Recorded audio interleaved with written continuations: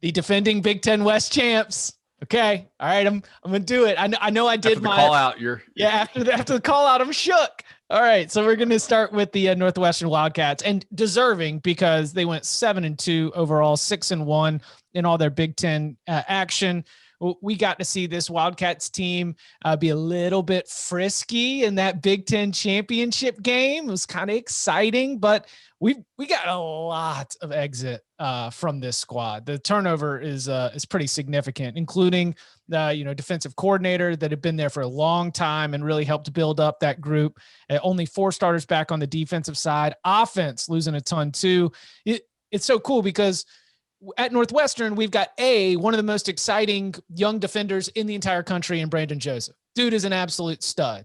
But we also have to replace a lot of those, I guess I'd call them, like, not to co-opt the Memphis Grizzlies, but a lot of grit, a lot of grindy kind of guys that need to turn over. Real test of the program. So on the offensive side, Ryan Helinski shows up. I've kind of sold my Hunter Johnson stock, but if we've got any boots on the ground that believe that, he can recapture something that made him a highly rated quarterback when he originally signed with Clemson. But what I saw from Hunter Johnson so far suggests that this should be a job that Helinski can win. But I mean, you got to get playmakers at receiver. You got to be able to find ways to generate some offense. I know that Pat Fitzgerald wants to win every daggum game 21-17, but with all of the turnover on the defensive side, I think Northwestern needs to be able to find some offense. So as Jim O'Neill shows up to take the DC job from Mike Hankwitz, are we expecting this to be, because Northwestern's got 2 Big Ten West titles, but then it's also got like some bottom out that follows right after it. My big question is, as we're looking across the depth chart, as we're looking across the roster, trying to get our hands around the Northwestern Wildcats, do we assume that this is the drop-off season? Can I start with a stat? Sure. And then I want to throw it to Tom because I know he knows his team well. So I used Draft Finder, which we get through CBS for like Stat Reference or Pro Football Reference or whatever it is. Whatever they're calling it now. Yeah. Northwestern has never, as far as I could tell, had 2 picks in the top 35, right? This year, a lot of these mock drafts are projecting them to potentially have 2 first rounders and definitely, a first rounder and a second rounder. Like, they've not even had a top 35. They haven't even had a top 35 pick period since 2005. Now they might have 2 in the same draft. I just think it's important to state, like, we're going to talk about how much they lose and how they're a zoom out team.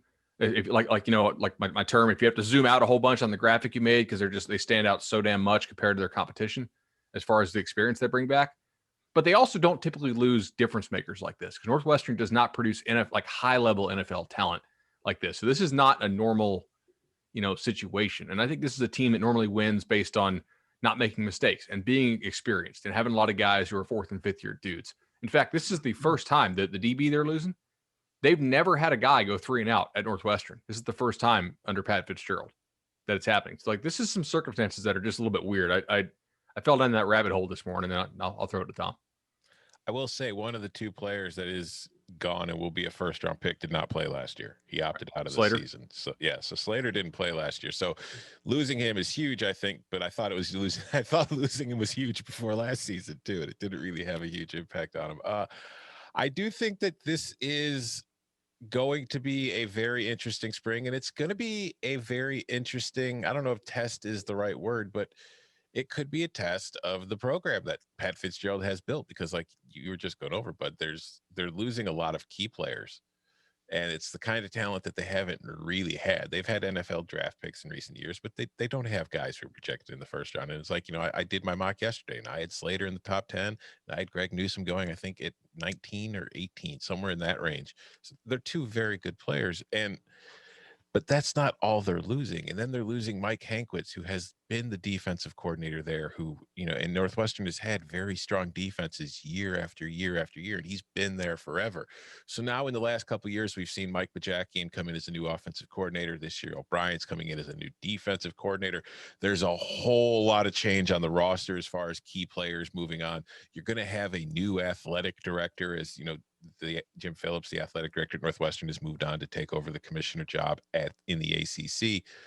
So like there's a lot going on at Northwestern this offseason that they're not used to dealing with. And there's a lot of change and a lot of transition. And I don't think we're going to see Northwestern crater, but we've seen in years prior where this is a program that will cycle up for a year, win 10 games, win a division, or come close to winning the division. And then maybe the next year they drop back more in that 6-6, 7-5 range, and then they cycle back up. So I wouldn't be surprised to see this team take a step back just based on a combination of everything that they're losing and looking around the rest of the division and seeing what some of the teams are getting back, including Wisconsin we'll get to later, but Wisconsin's got a ton coming back. So I feel like that's going to be a good thing for them.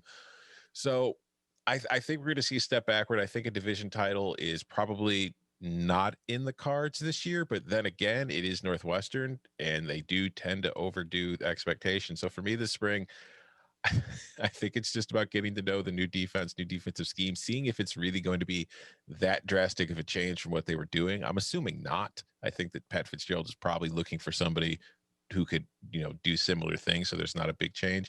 I think Ryan Helinski coming in, Chip, I'm with you on Johnson. I think that if it was there, we'd have seen it by now. I don't think we'd have seen them take Peyton Ramsey as a transfer last year and then Helinski as a transfer this year if they were incredibly confident in Johnson's ability to take that starting job and win that starting job and be able to win with him. So I think that there's definitely a quarterback competition this spring.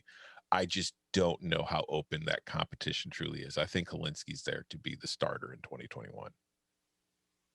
I'm with you on Helinski, especially seeing what you saw from him his freshman season at South Carolina. And then, Bobo comes in, brings his guy with him who knows the system in Colin Hill at South Carolina. It's one of those transfers where you're like, okay, it just makes sense. He's going to play for, he's going to look for an opportunity to play. I think he steps in and plays. The defensive side of the coordinator switch, it's kind of one of those deals where you've got the head coach with defensive-minded, playing career, defensive-minded coach where you're not as concerned because he'll kind of be more involved with that. And Pat Fitzgerald, I think this is a program, though, not only the couple first-round picks, but having up to 7 potential draft picks overall in this year's draft speaks to the better job they're doing of evaluating and developing talent. So I think I think it used to be kind of Wisconsin we'd overlook in the Big Ten. I think no one's overlooking Northwestern in the Big Ten as a whole, but in the West, when you see division winners picked every single season, I don't think many people are going to pick Northwestern. And I wouldn't either this year, except I wouldn't be really shocked if late in the season they're in the mix. But I think this is sort of, and we'll get to Wisconsin in a little bit. It feels like this is kind of their year, but I think it's a testament to Pat Fitzgerald and the job that he's done building up, a consistent winner. I mean, it's really a phenomenal. I think he's one of the top coaches in the game today at one of the tougher places to win. Since 2015, this Northwestern program has been to a bowl game 5 times in those 6 seasons. They've won 4 of those 5 bowl games. They've finished in the top 25 4 times. 10-win season in 2015, 10-win season in 2017, 9 wins in 2018, and of course the division titles in 2018 and 2020. I think that 65 to 70%, if not more, of Power 5 schools would trade what they've been getting in terms of results and production for that. Like that is without a doubt where you want to be. It was 9. So they went division title, then they just won 1 Big Ten game, 1-8, then back to the division title.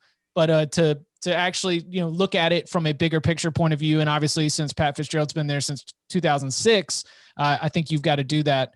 A total cratering, maybe Danny, to your point, Northwestern deserves the respect to not assume that they're just going to be falling off the deep end right here, but should be very, very interesting as we continue to look ahead. And a good little factoid that you dropped there, Chip, for our listeners to keep in mind come bowl season next year, Northwestern is a great bet during bowl season because there's always the question of teams that are going to show up and don't care and don't want to be there. Northwestern always wants to be there. And they are consistently beating their season win totals, like not like 80%, but like that Fitzgerald routinely outperforms that. I had to do our projecting the season win totals for 24/7. And my number said 5. And I'm like, oh, hell no. Like I'm bumping this up like at least a half win, like to set the Vegas odds. But I do have some real concerns, right? I'm not sold on Ryan Helinski. I don't think Hunter Johnson can play. And Peyton Ramsey wasn't even good last year, right? If you look at his adjusted yards per attempt, it's 5, like 5.0. And yesterday on the Big Ten East show, we spoke about you kind of got to throw out that first game for Maryland, right? Because they didn't hit. It looked like the team didn't prepare at all, and the rest of their results were drastically different. You kind of got to do the same thing, guys, for Northwestern, because they were the team that Maryland played. Their point totals, they dropped 43 on Maryland. We're like, oh my God, Mike Pajacki in this offense, right? Like, wow. Next games, 21, 21, 27, 17, 20, 28, 10, and then the bowl game. So like 93rd in SP Plus offense. And if this team doesn't have the talent advantage, they usually have the experience advantage, but now they don't. They're the least experienced team in the Big Ten by a lot. And so that concerns me. It's like, okay, wait, like it's almost like when Wake Forest has those really young teams. Okay, this is not maybe a bet on year for them, but it still scares me to not take them to make a bowl game. Yeah, they had a serious lack of explosiveness in that offense. And I know that one of the kids that they've got coming in, a freshman, he was a high 3-star or low 4-star, but a receiver out of Alabama, Jordan Mosley, with track speed. They're hoping that he's able to play this year to get on the field, because they could really use that speed, because first of all, they lose a ton at receiver. Most of the leading receivers are gone. But I just think that he's the kind of playmaker that they were sorely lacking on offense. So they're hoping he can get in there and be ready to play this fall and play a big role.